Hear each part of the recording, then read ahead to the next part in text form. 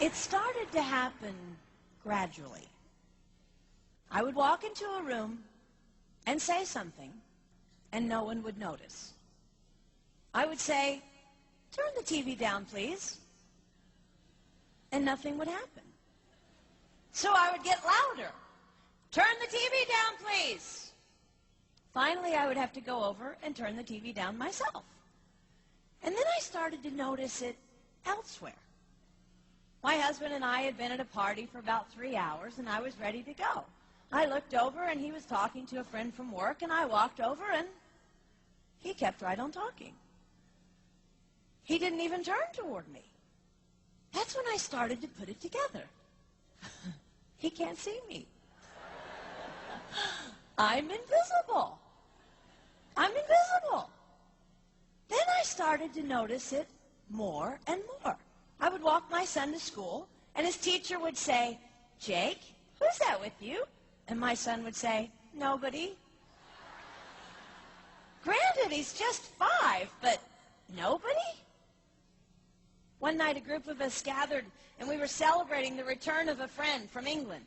Janice had just taken this fabulous trip, and she was going on and on about the hotels she stayed in. And I was sitting there looking around at the other women at the table. I'd put my makeup on in the car on the way there. I had on an old dress because it was the only thing clean, and I had my unwashed hair pulled up in a banana clip, and I was feeling pretty darn pathetic. And then Janice turned to me, and she said, "I brought you this." It was a book on the great cathedrals of Europe. I didn't understand. And then I read her inscription.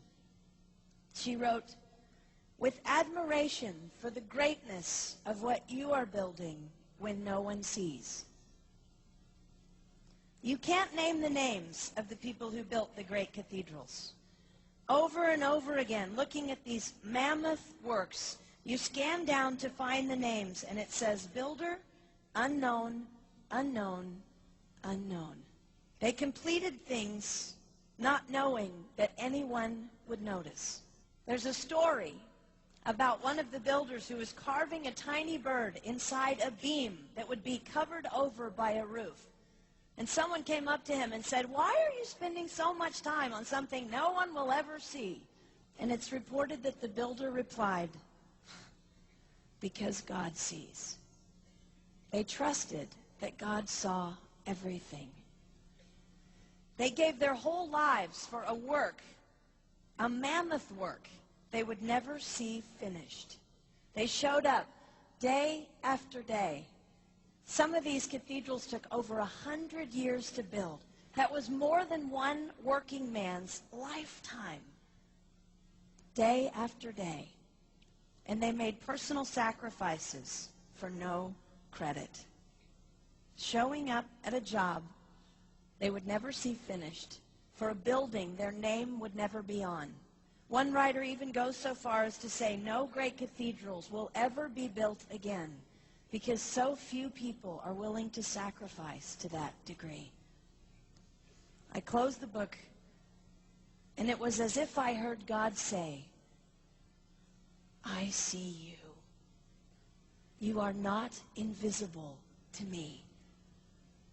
No sacrifice is too small for me to notice. I see every cupcake baked, every sequin sewn on, and I smile over every one. I see every tear of disappointment when things don't go the way you want them to go. But remember, you are building a great cathedral. It will not be finished in your lifetime, and sadly, you will never get to live there. But if you build it well, I will." At times, my invisibility has felt like an affliction to me. But it is not a disease that is erasing my life. It is the cure for the disease of self-centeredness. It is the antidote to my own pride. It's okay that they don't see. It's okay that they don't know. I don't want my son to tell the friend he's bringing home from college, "You're not going to believe what my mom does. She gets up at 4 in the morning and she bakes pies and hand-bastes a turkey and she presses all the linens." Even if I do all those things, I don't want him to say that. I want him to want to come home. And secondly, I want him to say to his friend, you're going to love it there. It's okay that they don't see. We don't work for them. We work for him. We sacrifice for him. They will never see. Not if we do it right. Not if we do it well. Let's pray that our work will stand as a monument to an even greater God.